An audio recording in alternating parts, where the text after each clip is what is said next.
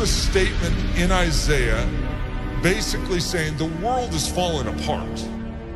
Staring back at Israel, saying judgment is turned away backward, and justice stands afar off.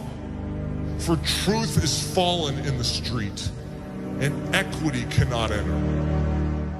What's a God to do?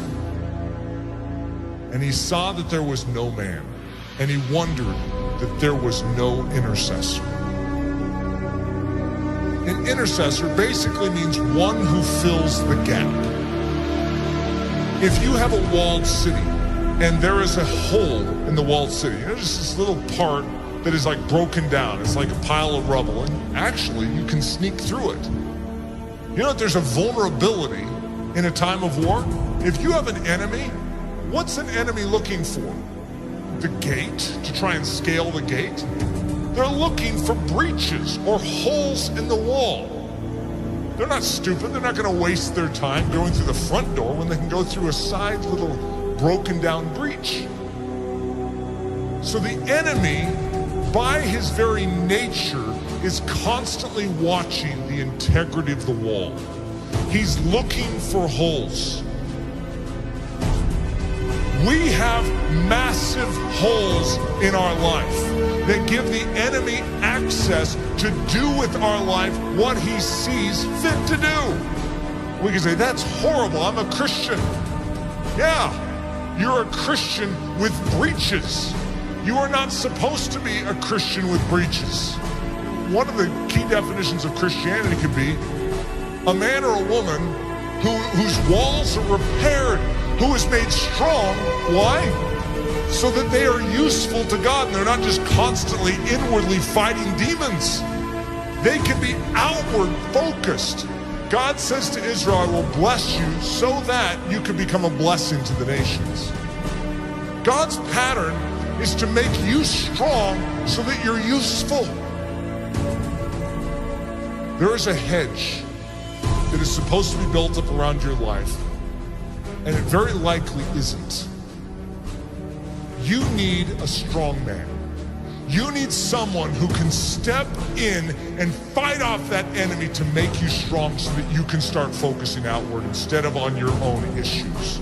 Most of us as Christians, the church is so weak because we have literally less than 1% of our time that is able to focus outward because we are so caught up in our issues and our difficulties. Even the healthiest among us, we have issues. We have difficulties, whether it's relational, whether it's financial, whether it's health, we have issues. And there's a dying world out there. You know that estimated 150,000 people died and went to hell today? Let's think about this. What did we all do about it? Did we take a step forward in beginning to do something about it? Or are we just stemming the tide from our life falling apart even more than it is? We are living on the defensive instead of the offensive. What we need is the same thing God was looking for back then. The walls are broken down. The city is in disrepair. Israel is without a defender. Where's the intercessor? You know who Jesus Christ was? In a nutshell, he's the intercessor. He's the man who stands in the gap. He's the strong man who came and took the full blow upon himself so that we could gather our wits spiritually and awaken and say, I'm in. Thank you for rescuing me. Literally, he took the blow. Everything that was aimed right at you to absolutely decimate your life, he took it square on. Without even a whimper, he took it for the joy that was set before him because he valued you so much. He took the blow. See, one of the things that happens with the life of Jesus, we have a tendency to make him a mousy character. We have a tendency to diminish his manly strength. We are talking about the greatest warrior of all time. In the Old Testament, the term is Lord of Hosts. the captain of captains, the general of generals.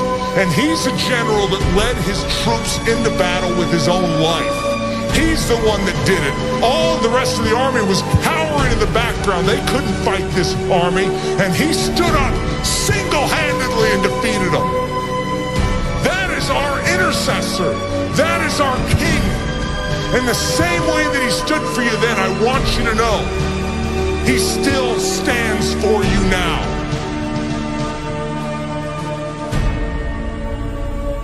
When you behold the cross, and you behold the resurrected Christ, and when you behold the ascended Christ who sits at the right hand of the Father, you no longer will just remain where you are.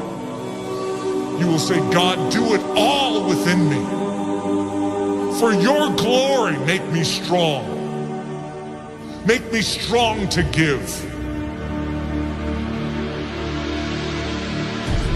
God is looking for an intercessor, someone who will make up this breach. We need to become a body that is thinking about every single one around us, as opposed to ourselves. Coming to church going, I need to be prayed for this week. What about who can I pray for this week? Just a different mindset. It's not what this church can do for you, but what you can do for Jesus Christ and this church. Think of that attitude shift, saying, God, you made this life and you have called me for more than just to save me. You have rescued me so that I could become a rescuer. Who needs rescued? Who needs help? Who needs me to stand in the gap and take the hit?